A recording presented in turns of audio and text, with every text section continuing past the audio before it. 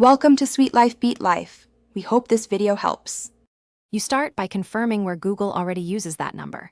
Open each Google account's security settings and list every place the phone appears. Once done, prepare an alternate reachable number, or spare SIM, so you can swap verification if needed.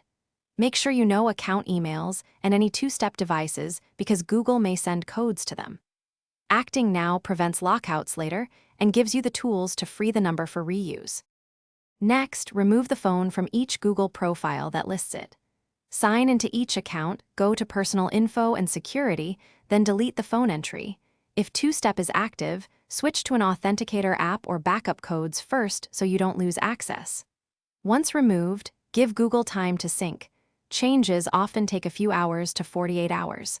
If you manage multiple accounts, repeat consistently, so the number is fully unlinked. Finally, retry the action after the wait window or use your backup number to complete verification.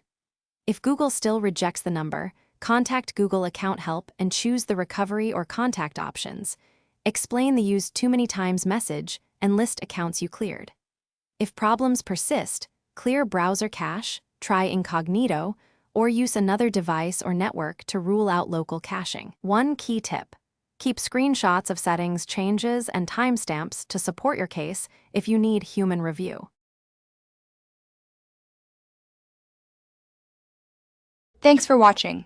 Consider subscribing if we helped you.